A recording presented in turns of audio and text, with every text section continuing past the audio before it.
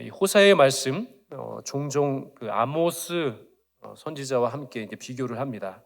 왜 호세아 선지자를 이 아모스 선지자와 비교를 하냐면요. 이 두 사람 모두 기원전 8세기 즉 북이스라엘 여로보암 2세 때 활동을 했던 선지자이기 때문에 이 호세아를 이야기할 때는 항상 이렇게 아모스 선지와 함께 이렇게 비교해서 생각을 합니다. 물론 이 아모스 선지자가 이 호세아 선지자보다는 좀 더 일찍 부름받아 활동했던 선지자였습니다. 그래서 호세아는 이 여로보암 2세 말기 때부터 북이스라엘이 멸망할 때까지 그렇게 하나님 주신 말씀을 대언하고 예언했던 선지자였습니다. 그런데 이 아모스와 호세아의 차이점은 뭐냐면요. 그 강조점이, 그 메시지 자체의 강조점이 좀 다르다는 데 있습니다. 아모스는 사회 정의와 공의, 그것이 상실되어 있는 그 사회의 어떤 부정과 부패에 대한 그 모든 것을 척결하고 그 사회를 좀 새롭게 정의롭게 하고 공의롭게 하자는 그런 메시지가 담겨져 있어서 상황을 질타하는 그런 메시지가 주로 이루어진다고 한다면 호세아는 좀 다릅니다. 바로 호세아는 우상 숭배를 비롯한 영적으로 타락한 그 이스라엘을 향해서 초점을 맞추어서 그들을 걱정하고 회개하게 하시는 그 하나님의 사랑을 중점으로 해서 다시 돌이킬 것을 아주 크게 강조하는 말씀입니다. 그래서 아모스를 일컬어서 공의의 선지자라고 부릅니다. 뭐라고요? 공의의 선지자라고 부릅니다. 반면 거의 비슷한 시기에 활동하였던 이 호세아 선지자를 일컬어서 한 단어로 표현을 하자면 바로 사랑의 선지자라고 표현합니다. 무엇이라고 표현한다고요? 사랑의 선지자. 한 사람은 공의의 선지자, 한 사람은 사랑의 선지자라고 표현을 합니다. 그러면 사랑의 바로 선지자라고 할 수 있는 호세아서는 1장부터 14장까지가 전체 내용인데요. 그 중에서 특별히 이 호세아서를 크게 나누자면은 바로 1장부터 3장까지가 전반부의 말씀이라고 할 수 있고요. 그리고 4장부터 14장까지가 후반부의 말씀이라고 할 수 있습니다. 크게 그렇게 구분을 합니다. 그리고 1장에서 3장까지는 호세아의 가장 유명한 이야기로서 그 음란한 여인을 아내로 삼는 이야기입니다. 바로 고멜이라고 하는 이 아내를 맞이하여서 눈물겨운 남편의 그 모든 것을 품고 모든 것을 끝까지 사랑해내는 그런 사랑을 보여줍니다. 이는 바로 이스라엘을 향하신 하나님의 사랑을 뜻하는 겁니다. 참고 기다리고 그리고 기다리시면서 끝까지 인내하시면서 그렇게 이스라엘을 사랑하셨던 그 하나님의 마음이 바로 이 호세아 선지자, 특별히 1장에서 3장까지의 내용이 바로 하나님 아버지의 사랑을 우리가 알 수 있는 그런 대목이라고 할 수 있습니다. 그리고 후반부는 4장부터 14장까지인데요. 이제 나중에 살펴볼 겁니다. 어떻게 되어 있냐면요. 9편의 단편 예언집입니다. 그러니까 뭐 하나하나가 다 단편으로 되어 있습니다. 그러니까 하나님께서 이스라엘에게 선포하시는 예언의 말씀이 9편으로 그렇게 구성이 되어 있다라고 합니다. 그러면 오늘 본문 호세아 그 첫 시작의 말씀 우리가 읽고 또 이해하는 건 참 중요합니다. 그래서 1절을 같이 한번 읽어보겠습니다. 우시아와 요담과 아하스와 히스기야가 이어 유다 왕이 된 시대 곧 요아스의 아들 여로보암이 이스라엘 왕이 된 시대에 부엘의 아들 호세아에게 임한 여호와의 말씀이라. 아멘. 호세아 선지자가 바로 하나님의 말씀을 맡은 선지자로 부름을 받았을 때 그때 왕의 이름이 무엇이냐면 바로 여로보암입니다. 그런데 이제 북이스라엘의 그 왕의 이름을 헷갈리면 안 되기 때문에 그 북이스라엘 첫 번째 왕의 이름이 여로보암이었습니다. 그런데 지금 이 호세아 선지자가 활동하고 있는 이 시대에도 왕의 이름이 여로보암이잖아요. 그래서 이 시기에 활동했던 선지자는 바로 이 왕을 여로보암 2세라고 그렇게 표현하고 있는 겁니다. 바로 이 여로보암 2세가 활동했을 그 당시에 남유다의 왕이 그렇게 선왕이라고 칭송했던 히스기야 왕이었습니다. 그런데 이때 국제 정세가 참 중요한데요. 당시 북방의 아수르가 굉장히 급성장을 하게 됩니다. 정말 그 아수르가 얼마나 힘이 강했던지, 그 아수르가 주변 강대국과 전쟁했다 하면 백전백승을 하는 겁니다. 그렇게 아수르가 정말 그 영토를 크게 확장하고 있었던 그때였습니다. 그런데 놀라운 것은 이 아수르에 의해서 북이스라엘을 평소에 많이 괴롭혔던 나라가 있었습니다. 바로 북방에 있던 아람. 이 아람이 바로 이 북쪽에 있는 그 아수르에게 이제 공격을 받다 보니까 스스로가 힘이 작아지고 약해진 겁니다. 급격하게 쇠퇴를 한 겁니다. 그렇게 바로 북이스라엘의 북쪽에 위치한 아람이라고 하는 나라가 아수르로 하여금 그렇게 공격을 받으면서 힘이 약해지자, 반대로 북이스라엘은 아람의 수도였던 다메섹까지 그렇게 점령하기에 이르렀습니다. 참으로 이 아람이라고 하는 나라 자체가 힘이 약해지니까 상대적으로 바로 북이스라엘은 더욱더 북쪽으로 그렇게 영토를 확장할 수 있었던 중흥기를 맞이한 겁니다. 그러나 여기서 한 가지 생각해 볼 점이 있습니다. 그것은 늘 그랬듯이 세상적으로 부유해지고 세상적으로 그렇게 흥왕하고 세상적으로 성공을 하면요, 반대로 영적으로도 흥왕기를 이루어야 되고 도덕적으로도 그렇게 바로 서야 하는데 그렇지 못하다는 겁니다. 참으로 세상이 부러워할 만큼 부유해지고 그리고 영토가 그렇게 크게 확장되었음에도 불구하고 영적으로는 반대로 더 타락하고 도덕적으로 타락하는 그런 북이스라엘의 그런 모습을 배경으로 하고 있습니다. 각종 죄악과 부패와 범죄가 아주 만연하게 된 그런 나라였습니다. 이런 시기에 바로 아모스 선지자를 이어서 오늘 본문에 활동하고 있는 이 호세아 선지자가 부름을 받아서 이제 활동을 하게 된 겁니다. 근데 흥미로운 것은 1절에 보시는 대로 이 아버지 이름 외에는 이 호세아에 대한 인적 사항이 구체적으로 나오지 않습니다. 그래서 저희들은 호세아가 어떤 배경을 가진 선지자인지 다른 어떤 선지서에 보시면 그 사람이 어떤 배경으로 그렇게 살다가 부름을 받았는지 그런 내용들이 조금은 기록이 되어 있는데 바로 이 호세아서는 그런 내용이 하나도 기록되어 있지 않습니다. 그런데 2절은 하나님께서 호세아 선지자를 부르시는 이 소명 기사가 나오는데요, 독특한 그런 소명 기사를 말씀합니다. 2절의 말씀을 같이 한번 읽어보겠습니다. 여호와께서 처음 호세아에게 말씀하실 때 여호와께서 호세아에게 이르시되 너는 가서 음란한 여자를 맞이하여 음란한 자식을 낳으라. 이 나라가 여호와를 떠나 크게 음란한이니라 하시니.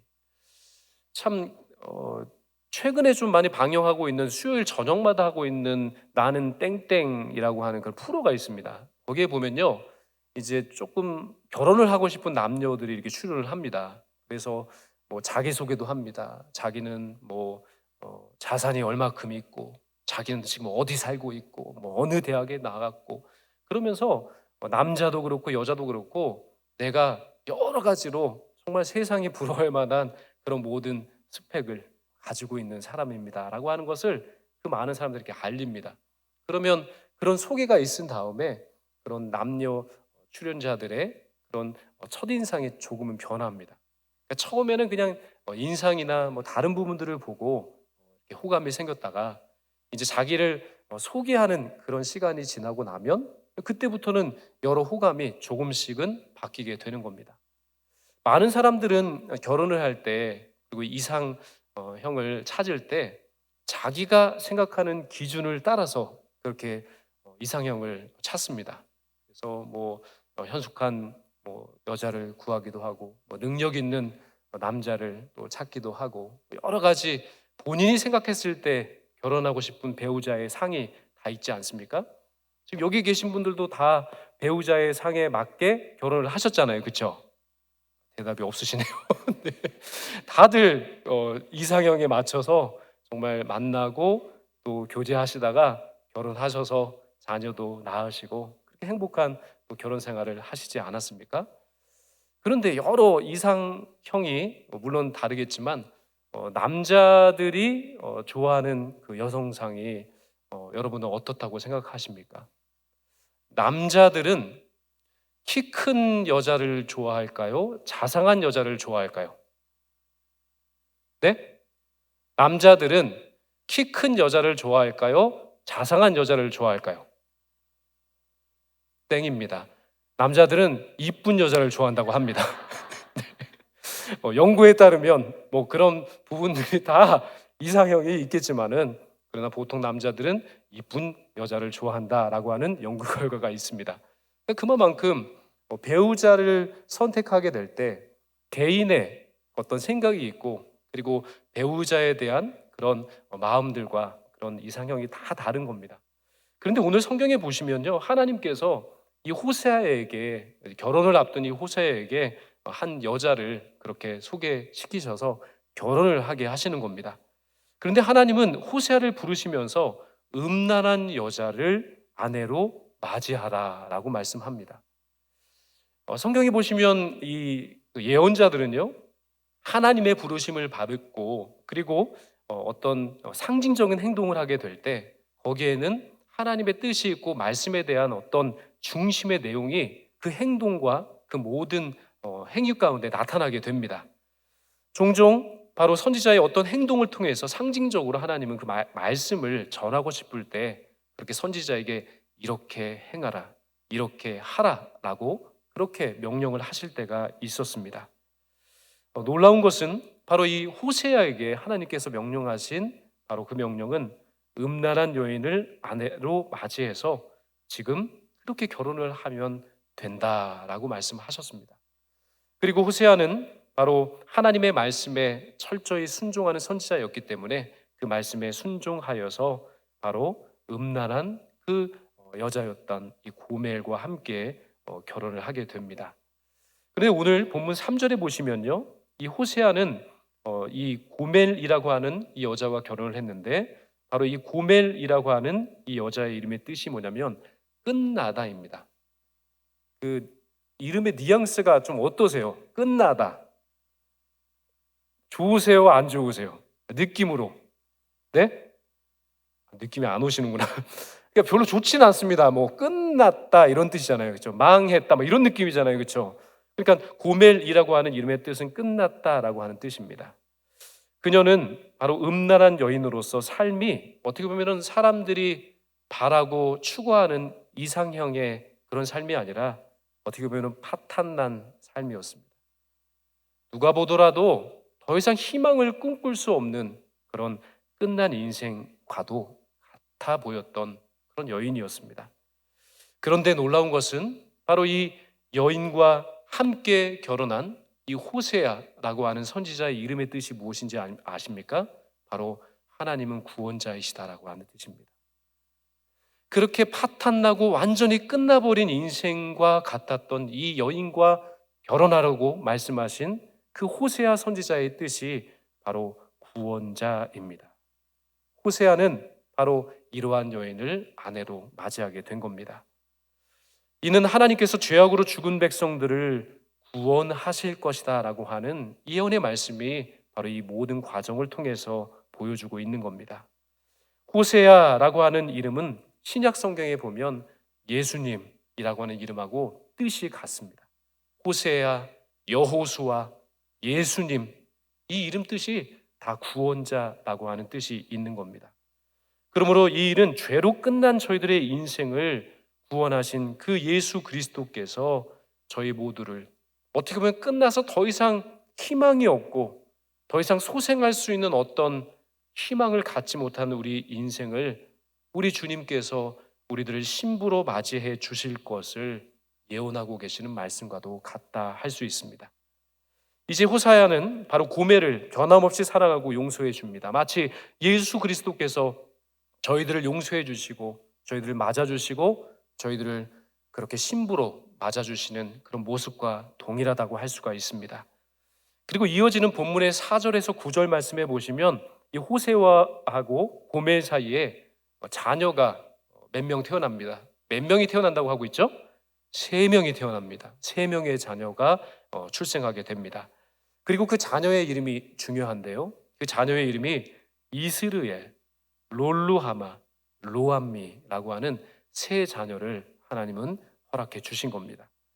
이들의 이름은 호세아를 통해 주신 하나님의 그 역사와 뜻이 그 이름에, 자녀의 이름에 담겨져 있습니다. 먼저 첫째 아들의 이름이 뭐라고요? 이스르엘이었습니다. 이스르엘. 왜 그 이름 이스르엘이라고 그렇게 명명했을까요? 오늘 4절에 보시면 이렇게 말씀합니다. 여호와께서 호세아에게 이르시되 그의 이름을 이스르엘이라 하라. 조금 후에 내가 이스라엘의 피를 예후의 집에 갚으며 이스라엘 족속의 나라를 폐할 것임이니라. 이스라엘, 그 이름의 뜻은 하나님이 흩으시다 이겁니다. 모아주신 것이 아니라 사방으로 흩어버리시는 겁니다. 바로 그 뜻을 가진 이름, 정말 이스라엘의 최대 곡창지대로 광활한 비옥한 땅이었던 그 이스라엘 땅. 그러나 그곳이 곧 피로 얼룩이 질 것이다라고 4절에 말씀하셨습니다. 처음에 이곳에는 나봇이라고 하는 사람의 포도원을 가꾸었습니다. 그런데 그 나봇의 포도원이 얼마나 갖고 싶은 땅이었던지 아합 왕은요, 이 나봇을 죽이고 그 포도원을 그렇게 자기 것으로 취하였다고 하는 겁니다. 그래서 이 아합은 나봇의 피를 바로 이스라엘이라고 하는 이 땅에 흘리게 했습니다. 그 후에 하나님은 예후를 부르셔서 그렇게 피를 흘리게 한 아합 왕가를 심판하십니다. 그때 이 아합의 아내 이세벨과 그의 아들 요람의 피가 바로 이 이스라엘 땅에 뿌려지게 되었다라고 하는 겁니다. 그리고 나중에 예후조차도 하나님의 심판의 도구로 사용되었던 예후라고 하는 이 사람조차도 처음에는 하나님의 부르심을 받아서 아합 가문을 심판하는 하나님의 도구로 쓰임 받았지만 그 또한 그 열심 자체가 왜곡되고 자신의 야망으로 치닫게 되었을 때 그 또한 많은 학살을 하게 되었다라고 하는 겁니다.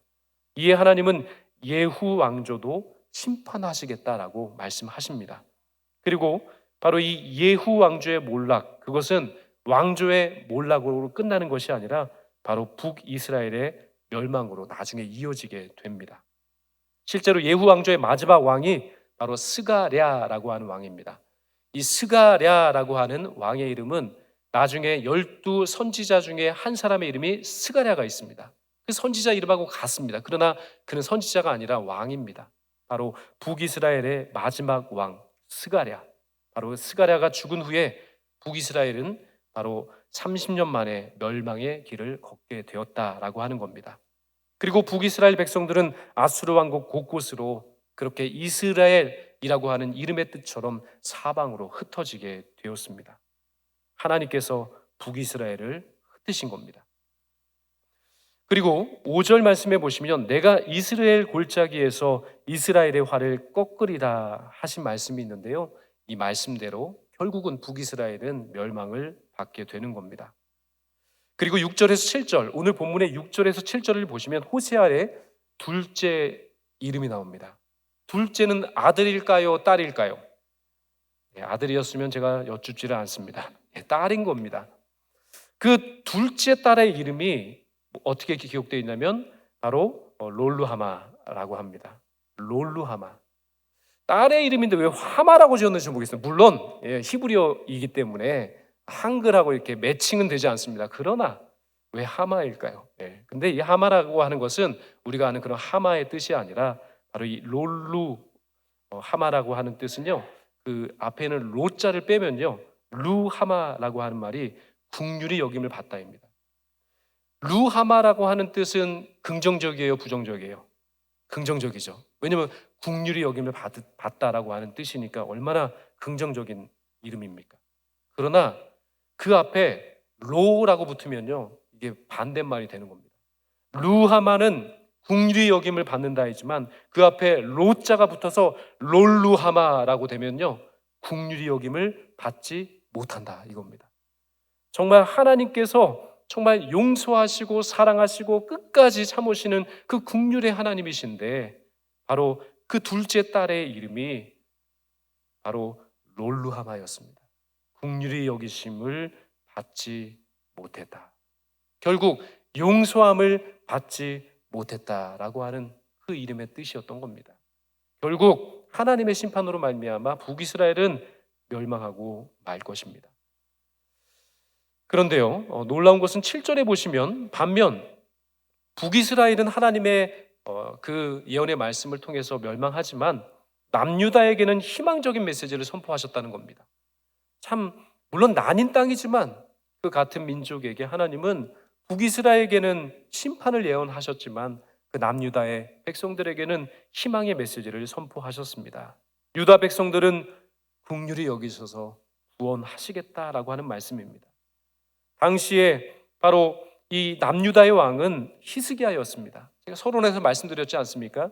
여로보암 2세 때, 바로 북이스라엘 여로보암 2세 때 남유다의 왕은 히스기야였습니다. 그는 선왕이었고요, 하나님께 칭찬을 들었던 왕이었습니다. 바로 그 히스기야 왕 통치하고 있었을 때 아수르가 얼마나 그 남쪽에 있는 유다를 많이 공격을 했는지 모릅니다. 근데 놀라운 것은 바로 히스기야는 아수르의 연합군 18만 5천 명이 공격을 받았을 때에도 하나님께서 구원하시고 하나님께서 살피시고 하나님께서 긍휼히 여기시는 백성은요, 그 어떠한 공격과 어려움이 있다 하더라도 하나님이 그 공격으로부터 그 나라를 구원해 주셨다는 사실을 알 수가 있습니다. 계속 이어지는 8절과 9절에 보시면 호세아의 세 번째 아들일까요, 딸일까요? 아들입니다. 그러니까 아들, 딸, 아들을 주신 거죠. 바로 이 호세아에게. 세 번째 아들의 이름이 뭐냐면 로암미입니다. 로암미. 근데 암미라고 하는 것은 굉장히 좋은 뜻입니다. 암미. 그러니까 로만 빼면 얼마나 좋습니까? 암미, 바로 나의 백성이라고 하는 뜻입니다. 좋죠. 하나님께서 내 백성이다, 내 아들이다, 내 딸이다, 너는 내 것이다 라고 말씀하시면 기분이 어떠세요? 안 좋으세요? 저는 내 건데요, 저는 저 자신의 것인데요, 이렇지 않잖아요. 하나님께서 내 백성이다, 나의 것이다, 나의 소유다 라고 말씀하시면 그것보다 더 큰 축복은 세상에 없습니다. 그러나 반대로 암미가 아니라 로암미, 내 백성이 아니다, 나의 백성이 아니다 하면 세상에 그것보다 더 큰 저주는 없는 겁니다. 그런데 그 셋째 아들의 이름이 암미가 아닙니다. 내 백성이 아니라 로암미, 내 백성이 아니다 라고 하는 뜻입니다. 내 백성이 아니니 북이스라엘 더욱더 강도 높게 징계하시고 심판하시겠다는 선언이 바로 이 호세아의 세 번째 아들의 이름에 고스란히 그 하나님의 심판의 메시지가 담겨져 있는 겁니다. 이처럼 북이스라엘 백성들에 대한 강한 책망과 심판의 말씀이 바로 세 자녀를 통해서 주어졌지만은 그러나 이것이 끝이 아니라는 겁니다. 하나님은 저희들의 삶의 과정 가운데 늘 경고하시고 심판이 임할 것이니 우리가 깨어 있어야 한다, 경각심을 가지고 그 믿음을 지켜야 한다라고 말씀하시면서 심판의 메시지 선포하시지만 그것으로 끝이 아니라 늘 희망과 구원의 메시지를 동일하게 주신다는 겁니다. 심판과 더불어서 구원의 그 복음이 우리들의 삶의 자리 가운데 늘 동일하게 선포되고 있습니다. 그 구원의 말씀이 바로 10절에 나옵니다. 10절의 말씀을 같이 한번 읽어보겠습니다. 시작. 그러나 이스라엘 자손의 수가 바닷가에 모래같이 되어서 헤아릴 수도 없고 셀 수도 없을 것이며 전에 그들에게 이르기를 너희는 내 백성이 아니라 한 그곳에서 그들에게 이르기를 너는 살아계신 하나님의 아들들이라 할 것이라. 아멘. 이것이 참 중요합니다. 심판의 메시지가 선포된 그 땅에서 다시 희망이 선포되는 겁니다.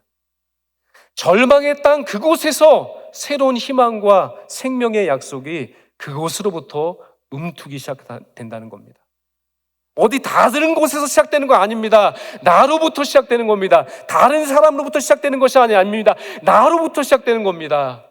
내가 비록 하나님 앞에서 그릇된 삶 살고 하나님 앞에서 정의롭지 못한다 할지라도 하나님 앞에서 믿음의 파선한 삶을 살았다 하더라도 다른 곳으로부터 희망이 있는 것이 아니라 바로 그 범죄한 나로부터, 실수한 나로부터, 넘어진 나의 자리로부터 하나님은 우리를 구원하시고 우리를 회복해 하시며 우리를 부르시는 구원의 역사가 바로 나로부터, 그 실패의 자리로부터, 멸망의 자리로부터 하나님은 새로운 구원의 역사를 시작하신다라고 하는 사실을 반드시 기억해야 할 줄로 믿습니다. 심판이 선고되었습니다. 세 자녀의 이름의 뜻처럼 희망이 없습니다. 그 하나님의 심판으로부터 도망칠 어떤 다른 방법이 없는 처절한 심판이 기다리고 있는 이스라엘 백성들의 현 모습입니다. 그러나 그럼에도 불구하고 그 이스라엘의 하나님은 다시금 회복을 약속하시는 겁니다. 아브라함에게 선언하셨던 그 언약처럼 이스라엘의 자손의 수가 바다의 모래수같이 헤아릴 수도 없고 셀 수도 없을 정도로 복을 줄 것이다 말씀하십니다. 저주가 선포되고 심판이 선포됐던 그 자리 그 땅에서 하나님은 다시금 새 약속을 주시고 새로운 희망을 주시고 새로운 언약을 선포해 주시는 하나님이십니다. 그런데요, 이 사람들이 누구입니까? 바로 전에 내 백성이 아니라고 한 그곳에 살던 사람들입니다. 저주받아 마땅한 사람들이었습니다. 정말 하나님의 심판을 받는 것이 당연한 민족이요, 사람이요, 개인이요, 나라요, 민족이었음에도 불구하고 하나님은 그 땅 백성을 살리시겠다는 겁니다. 그 땅 백성을 구원해 주시겠다는 겁니다. 이방 땅에 포로로 끌려가 귀환한 이스라엘 백성들, 그들을 말씀하는 겁니다. 더 나아가서 예수님을 믿음으로 영접한 구원 얻은 이방의 수많은 사람들에게 하나님은 기회를, 회복을, 구원을 허락해 주신다 약속해 주셨습니다. 참 놀라운 말씀은 11절에 보시면 그들이 한 우두머리를 세운다라고 하는 말씀이 기록되어 있습니다. 이 한 우두머리가 누굴까요? 이 한 우두머리가 누구를 표현하는 말씀일까요? 어려우신가요? 누굴까요? 예수님입니다.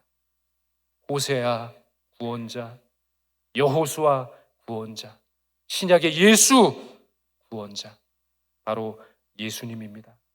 바로 한 우두머리 예수 그리스도를 의미하는 겁니다. 이제 예수님을 믿는 믿음으로 예수님을 머리로 한 수많은 교회, 그 교회가 성령님으로 말미암아 탄생하게 되고 하나님은 그들을 영적인 아브라함의 자손이 되게 하셔서 구원에 이르게 하시고 바닷가의 모래알처럼 셀 수 없이 많은 복을 허락해 주실 것이다 라고 말씀하고 계신 겁니다.